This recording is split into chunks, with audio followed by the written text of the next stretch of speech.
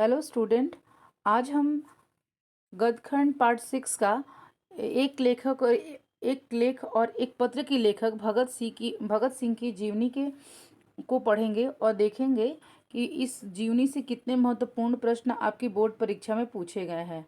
ठीक है, आइए हम लोग जीवनी को पढ़ते हैं और देखते हैं कि इसे कितने प्रश्न आपके बोर्ड की परीक्षा में पूछे जाते हैं।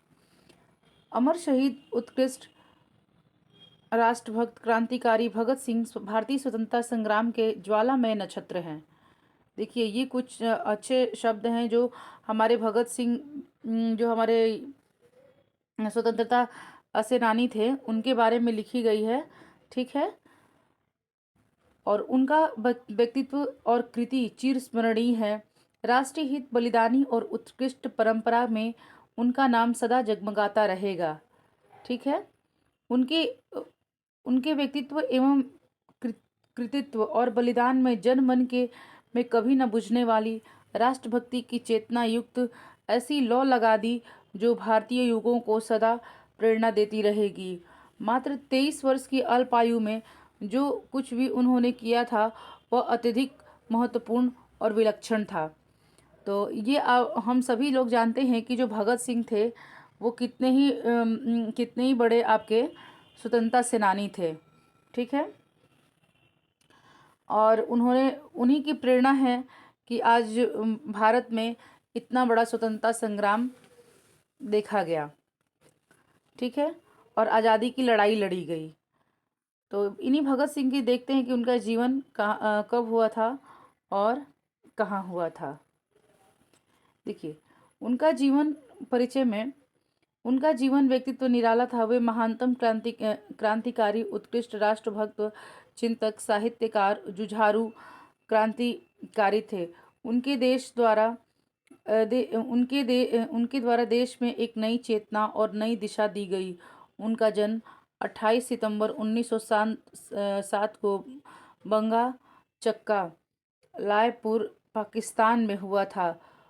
पिता सरदार किशन सिंह और माता श्रीमती विद्यावती थीं, और यह परिवार स्वतंत्रता सेनानी था। उनकी प्राथमिक शिक्षा अपने गांव में ही संपन्न हुई। नेशनल कॉलेज लाहौर से उन्होंने FA और BA करते समय शिक्षा छोड़कर क्रांतिकारी बन गए। ठीक है, तो भगत सिंह जी का जन्म जो है वो 28 सितंबर 1907 को बंगा चक्का नामक लायलपुर, पाकिस्तान में हुआ था। तो ये प्रश्न एक आपका ऑब्जेक्टिव प्रश्न पूछा जा सकता है यहाँ से। और भगत सिंह जी के पिता का नाम क्या था? किशन सिंह। उनकी माता का नाम क्या था? विद्यावती। ठीक है, और यह एक स्वतंत्रता सेनानी परिवार से बिलोंग करते थे। इनकी प्रारंभिक शिक्षा कहाँ हुई थी? तो गांव में ही संपन्न हुई थी। और ये जब BA की पढ़ाई कर रहे थे उसको छोड़ करके ये क्या बन गए? क्रांतिकारी बन गए। ठीक है, तो ये 4-5 प्रश्न हैं जो इनकी जीवनी से यहाँ से बन सकते हैं या बोर्ड परीक्षा में आ सकते हैं। ठीक है, आइए देखते हैं आगे।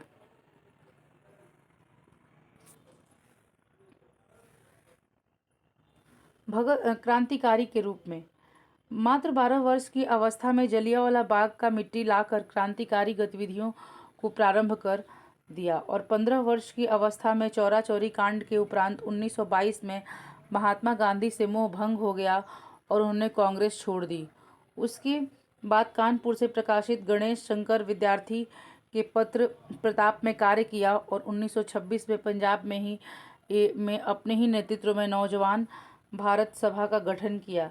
क्रांतिकारी आंदोलन सघन रूप से छोड़ दिया, और 1928 से 1931 चंद्रशेखर आज़ाद के साथ मिलकर हिंदुस्तान समाजवादी पार्टी प्रजातांत्रिक संघ का गठन किया, और 8 अप्रैल 1929 को बटुकेश्वर दत्त राजगुरु के साथ केंद्रीय असेंबली में बम फेंका और गिरफ्तारी दी, और इस तरह से वो 23 मार्च 1931 में यह वीर सपूत फांसी पर झूल गया। ठीक है, हम 23 मार्च 1931 को के दिन भगत सिंह और बटुकेश्वर दत्त राजगुरु तीनों लोग को फांसी हुई थी। ठीक है, तो देखिए इसमें पूछा जा सकता है आपसे ये प्रश्न इस पैराग्राफ से बन सकते हैं कि कि उन्होंने कौन से पंजाब में उन्होंने कौन से किसका नेतृत्व किया था। 1926 के पंजाब में उन्होंने किसका नेतृत्व था? नौजवान भारत सभा का। ठीक है। उसके बाद उन्होंने कांग्रेस छोड़ दी। छोड़ने के बाद 1928 से 1931 तक चंद्रशेखर आज़ाद के साथ मिलकर उन्होंने हिंदुस्तान समाजवादी पार्टी का प्रजातांत्रिक संघ का काम किया था। ठीक है। और और उनकी मृत्यु कब हुई थी? उनको फांसी कब दी गई थी? तो 23 मार्च 1931 को दी गई थी। ठीक है। तो आइए देखते हैं नेक्स्ट पैराग्राफ में उन्होंने साहित्य में क्या क्या लिखा था। उनकी साहित्य मतलब कितना उनकी हिंदी साहित्य में क्या क्या उनका योगदान था। Next para. साहित्य साधना। वे मात्र क्रांतिकारी नहीं थे बल्कि उच्च कोटि के साहित्यकार भी थे। पंजाब की भाषा तथा लिपि की समस्या 1924, हिंदी 1924, विश्व प्रेम कलकत्ता के मतवाला 1924 में प्रकाशित हिंदी लेख, युवक मतवाला 1924 में प्रकाशित हिंदी लेख, मैं नास्तिक क्यों हूँ 1930 से 31 में, अछूत की समस्या, विद्यार्थी और राजनीति, सत्याग्रह और हड़ताल, बम का दर्शन, भारतीय क्रांति का आदर्श आदि अनेक लेख लिखे। और साथ ही इनके इन्होंने अनुवाद का भी कार्य किया। जैसे बंदी जीवन सतीश चंद्र सन्याल का और डॉन ब्रिन की आत्मकथा का इन्होंने क्या किया? अनुवाद किया। तो देखिए यहाँ से प्रश्न आपसे पूछा जा सकता है कि मैं नास्तिक कब हूँ, मैं नास्तिक क्यों हूँ, निम्नलिखित में से किसकी रचना है। ठीक है। और उसके बाद पूछ सकता है कि युवक किसकी रचना है। और या ये भी आपसे बोर्ड परीक्षा में पूछा जा सकता है कि भगत सिंह ने निम्नलिखित में से किसका अनुवाद किया था। तो अच्छे से इसको याद कर लीजिए। बंदी जीवन सतीश चंद्र सन्याल की और डॉन बीन की आत्मकथा। साथ ही साथ उन्होंने डायरी भी लिखी थी और इसके साथ ही साथ 4 पुस्तकें इनके द्वारा बताई जाती हैं। वे अपर्याय है, जिस समाजवाद का आदर्श, आत्मकथा और भारत की क्रांति में आंदोलन का इतिहास और मौत के दरवाजे।